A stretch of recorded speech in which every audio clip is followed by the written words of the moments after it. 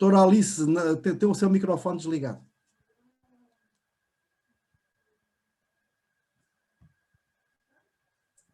Agora sim, tinha travado, não estava conseguindo. Muito obrigada pela apresentação. Podemos fazer um pequeno debate agora?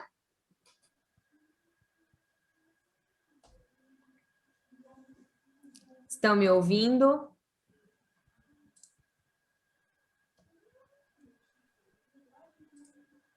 Está me ouvindo, doutor Manuel? Muito bem. Eu tenho uma questão. Por exemplo, a orientação que eu sempre passo é de usar de meios razoáveis que estão disponíveis. O que eu sinto na cultura das pequenas empresas brasileiras, né? Não considerando grandes companhias, porque grandes companhias a gente sabe que tem uma possibilidade de investimento maior, diferenciada, mas quando eu falo com um pequeno empresário, uma clínica médica, que não se atenta tanto à possibilidade de criptografia ou anonimização, eu sempre digo que primeiro precisamos analisar o sistema que a própria empresa usa. Muitas vezes é um sistema que já dispõe de uma anonimização. A minha preocupação... Com devido respeito, com anonimização, não creio. Será uma pseudonimização. Pseudo. Porque anonimização, eles depois não ficavam sabendo quem eram os doentes. Quem era o paciente. Seria incrível, ou seja, o doente voltava lá e dizia assim, mas não sabemos quem o senhor é. Dizem, espera aí, não pode ser. Aliás, com devido respeito, em medicina... Sim, pseudonimização. Para efeitos de saúde pública, epidemiológica, por aí, certamente anonimizam os dados. Faz sentido, porque trabalham com grandes números. Sim. Agora, numa clínica, pode pseudonimizar. Aliás, basta não colocar o nome na ficha do cliente. Ou melhor, ter a ficha das patologias do cliente separada da ficha com os dados pessoais dele e nome, endereço, contatos, etc. E depois, quando precisa, o médico, o sistema permite o cruzamento para o médico naquele momento. Mas se alguém chegar, até pode acessar um sistema que tem os nomes, mas não vai saber quais são as doenças que aquela pessoa padece. E vice-versa. Se vai ao sistema das doenças, não sabe quem é. Sim. Bom, pode vir a saber numa cidade pequena. Sei lá, é uma clínica que diz fulano de tal foi amputada uma orelha. Assim, sei lá, agora estou assim um exemplo absurdo. Teve assim um tumor numa orelha e ficou sem orelha. Bom, não é comum haver um cidadão sem orelha. Quer dizer, se encontra a ficha médica do corte da orelha, vão saber quem é aquele. Pronto, mas isso... É notório. Pronto, mas isso é uma situação, não é só notório, ou seja, numa grande cidade.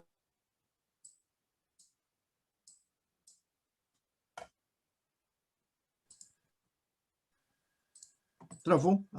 Não, mas acho que travou um segundo.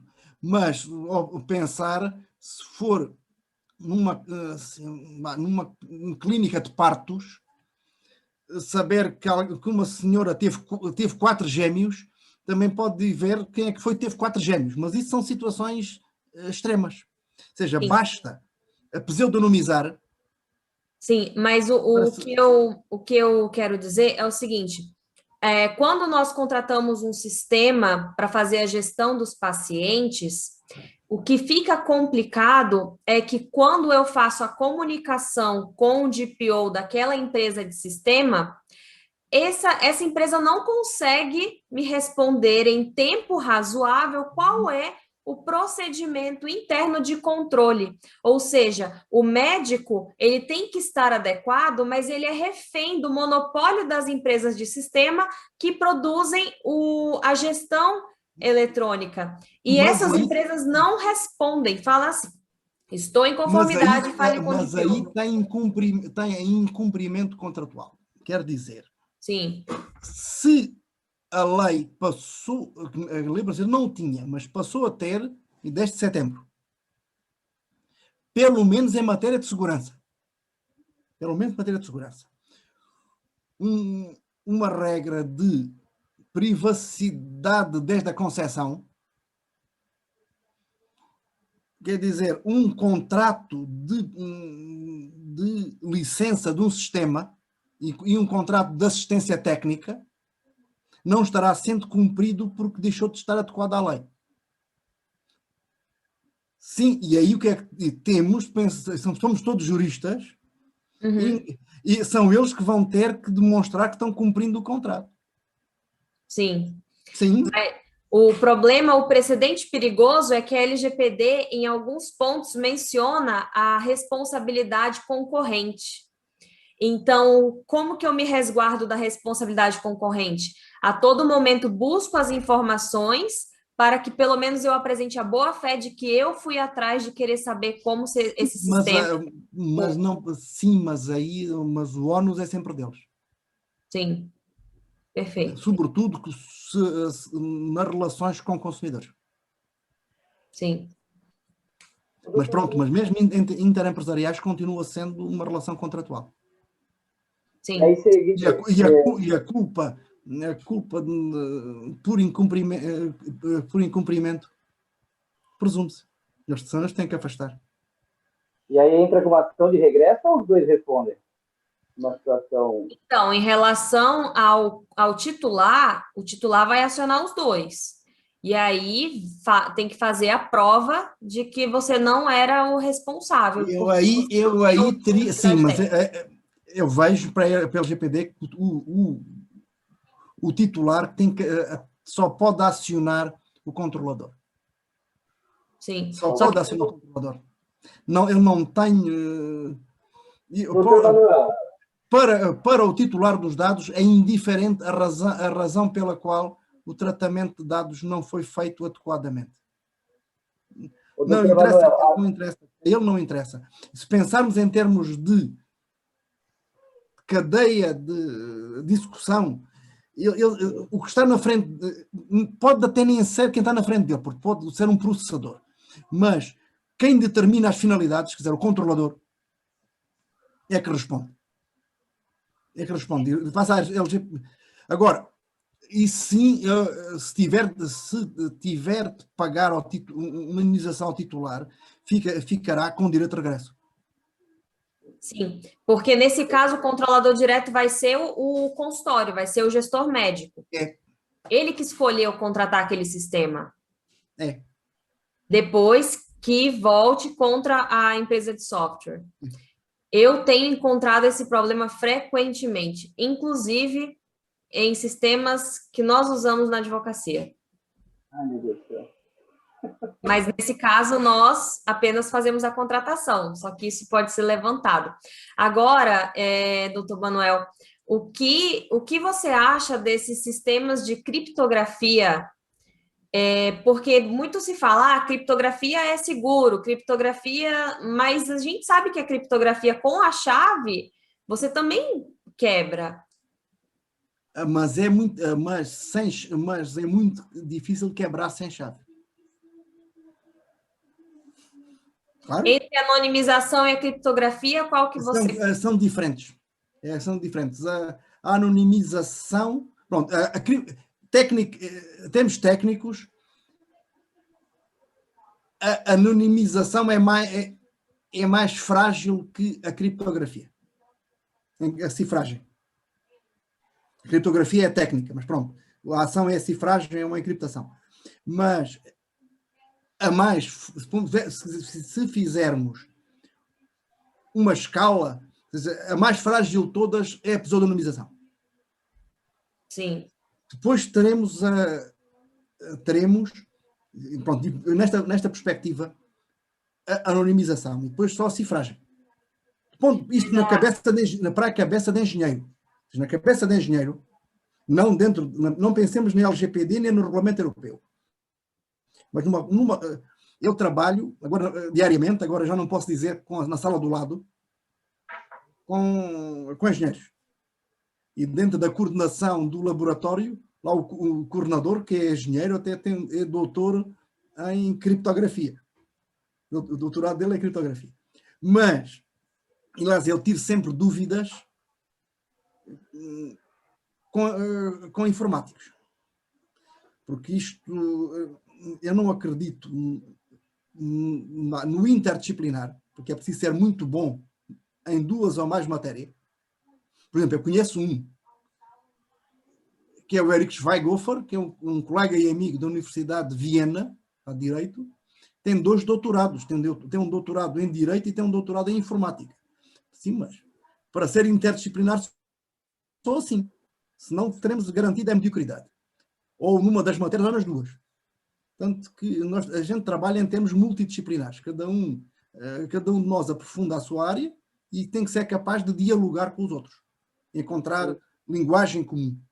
Que é isso também que o advogado precisa, porque o advogado precisa de se explicar, entender e saber explicar, não só ao cliente, mas também às empresas de informática e também aos administradores. Uhum. Sim, temos que encontrar plataformas comuns para que, até quando a gente fala laranja, o outro tem que entender que é uma laranja e não é uma tangerina. É uma maçã. Tem que falar mesmo, temos que ter um ponto de encontro. E aí a gente sempre pensar, bom, vocês que são mesmo da engenharia, como é? Como é que é? É reversível? É reversível? Não é reversível? Consequências. Eu trabalho com os efeitos da última tecnologia face ao ordenamento que temos. Eu não trabalho com política do direito, muito menos com aproximações sociológicas ou filosóficas. Interface tecnologia e direito. E já é muito, já é muito.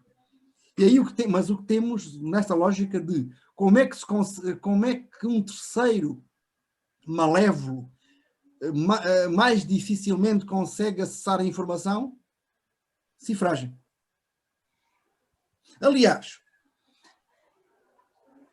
o processo legislativo do Regulamento Europeu foi muito longo, quer dizer, a Comissão Europeia e no sistema legislativo da União Europeia, os deputados, nem os governos têm poder de iniciativa legislativa, é sempre o Executivo, sempre a Comissão.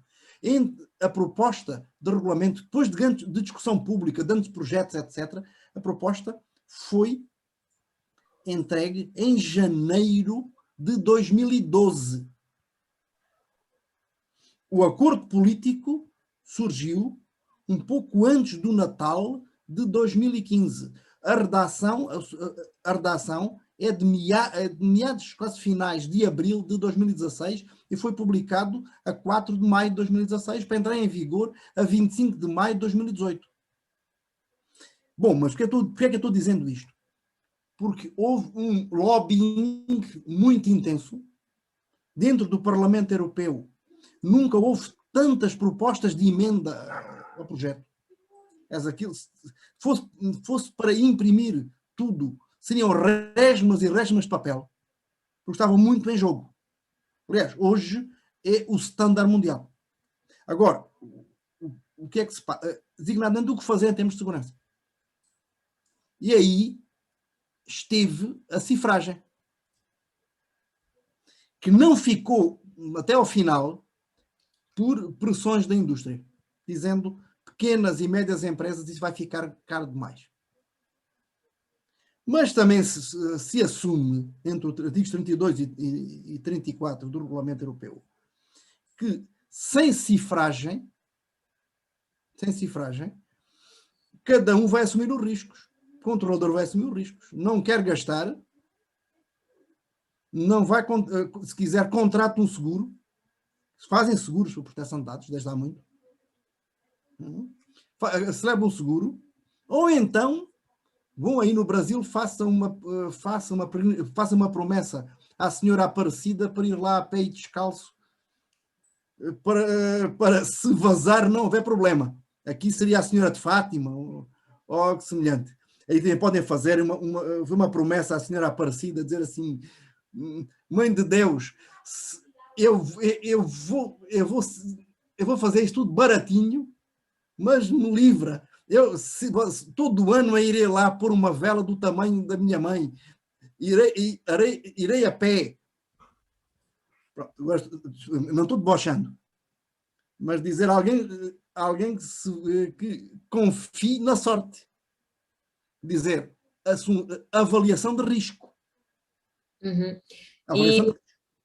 E também o importante é que, pelo menos aqui no Brasil, as companhias de seguro, elas cobrem os seguros referentes aos danos físicos. Se pega fogo, se queima equipamento. Agora, toda a extensão de dano moral do titular, que é imensurável, porque também ela é mutável em razão ao banco de dados que pode, esse mês pode ter 100 mil titulares que estão cadastrados, no mês que vem pode dobrar, não cobre. Então, se a pessoa não assume nenhum meio técnico, de fato, nem o seguro não vai ajudar. Sim, mas esse não é só dano moral, pode haver danos patrimoniais extremamente relevantes por maltratamento de dados. Sim, o dano próprio da própria empresa, se Não, mas dependendo... dano a alguém perder emprego, Sim. nem perder emprego, perder oportunidades. Olha, saber coisas, porque proteção de dados não tem que ver exatamente com privacidade. Ou melhor, terá o sentido do inglês do privacy, talvez, mas não com a nossa privacidade no sentido aí da intimidade da vida privada referida aí no artigo 5º da Constituição Federal. Não é isso. É muito mais. Por exemplo, a origem étnica. Alguém pode ter preconceito contra negro ou contra cigano. Se souber que aquela tinha tem um avô cigano, pode até o condomínio não aceitar naquela família. Sabendo isso, e não tem que ver com a pessoa, tem que dizer, bom, não aceito porque negro ou cigano depois arruma farra e não quer. Ou saber que naquela família existe uma probabilidade grande de uma doença de base genética. A empresa não vai sabendo que os homens daquela família podem, por exemplo, desenvolver artrite reumatoide depois dos 40, não vai contratar um engenheiro. Porque depois, quando ele está mesmo já com uma altura passa a não poder trabalhar, escolhemos outro. E aquele, além de ter a probabilidade da doença, perde a oportunidade de emprego. E esses são danos não morais. São danos patrimoniais. Têm que ser demonstrados, quer dizer, no regulamento europeu, a responsabilidade é objetiva. O Estado Civil é objetivo. Já era desde 1995. Aí não é responsabilidade objetiva. Mas pode ser muito difícil inverter o ónus da prova, em que fez tudo o que era exigível, em termos até de razoabilidade. Aliás, o que está aí na LGPD é o comum que vinha, por exemplo, nas leis de vários países em instalações elétricas ou instalações de gás. Mostrar que cumpriu as normas técnicas, demonstrar que a instalação ficou bem feita. Pode ser imputável, mas pode ser imputável bom, no Brasil não há terremotos. Mas pronto, se ele tem um privilégio, não tem terremotos, não tem. Mas sim, aqui a gente tem tremores de terra. O último grande foi em 1755, destruiu Lisboa, que era uma das melhores cidades da Europa. E desde então Lisboa nunca voltou a ser o que era. Mas aqui tem muita queda de energia, hein? Sim, mas a queda de energia pode ser imputável à empresa. A concessionária. Mas aqui a chuva, quando vem, Aqui já tivemos uma coisa com graça, mas que a empresa depois teve que pagar, mas não gostou. Olha, com uma coisa que aí não tem, que são cegonhas. Cegonha, não, no Brasil não tem cegonha. Cegonha, Ou melhor, pássaro cegonha? não tem cegonha. Mas qual é o problema? Aliás, no Brasil nem sei como é que a população do Brasil não se extinguiu já não havendo cegonhas. Porque todo mundo sabe que são as cegonhas que trazem os bebés, não é verdade? Por isso eu não sei como é que tem, deve ser tudo imigrante de primeira geração. Era sério. Não havendo cegonha, não sei como é que resolvem o problema. Não sei se fazem com urubus, como é que fazem para levar a criança. Se as cegonhas terceirizaram o transporte de bebés, não faço ideia. Bom, mas o que é que aconteceu? Que em linha de alta tensão, 2 cegonhas, uma em cada cabo, por visto as cegonhas começaram namorando e se tocaram, porque as cegonhas até junto os pescoços. E isso criou um curto-circuito em alta tensão. E depois teve muitas empresas que disseram que geladeiras cheias de comida tinham ido para o lixo, porque durante horas ficaram sem luz. A concessionária dizia, a culpa foi das cegonhas. Foi das cegonhas. Depois lá mostraram que as cegonhas tinham ficado eletrocutadas e até feitas quase em cinza. Bom, mas não, caso eles não estavam isentos por caso fortuito, que ele tinha que estar, a alta tensão tinha que estar à prova de cegonhas. Ah, verdade. Pronto, este exemplo não é imaginação minha. Pelo menos a concessionária tentou-se justificar com um casal de cegonhas enamoradas. Doutor Manuel, muito obrigado pelo nosso papo hoje. Eu vou precisar encerrar a nossa conversa, porque eu acredito que já deve estar tarde para o senhor. Sim, mas muito obrigada por ter aceitado o convite, tá? Eu vou colocar as suas informações na descrição do vídeo, para quem quiser saber mais sobre o seu trabalho, vai ter acesso a tanto as suas redes, quanto também o conteúdo que você produz, tá bom? Então, também quero agradecer novamente, Paulo, por ter abrido as portas da nossa subseção para o Dr. Manuel, para a minha ideia de fazer esse encontro sobre LGPD. Muito obrigada, espero que você participe novamente de um evento conosco, tá bom? E a todos que assistiram, pessoal, muito obrigado e até a próxima também. Bom, para dizer, tive muito gosto, porque eu também sou colega, agora sobretudo, dentro da OAB São Paulo, de Campinas e Guarulhos. Agora de São Carlos. Temos um amigo em comum. O doutor Coriolano e o doutor Honda. Sim, Fiesp. Yes. Muito obrigado, doutor Manuel, muito obrigado, Alice. A OAB, em nome da 30ª subseção, eu agradeço muito essa excelente palestra, gostamos muito. Faremos outras, né, Alice? Você está incumbida de fazer outras palestras com esse tema, com temas mais relevantes. Foi muito bom. Muito obrigado mesmo. E a todos, uma boa o resto de semana. Até mais. Obrigada. Até a próxima.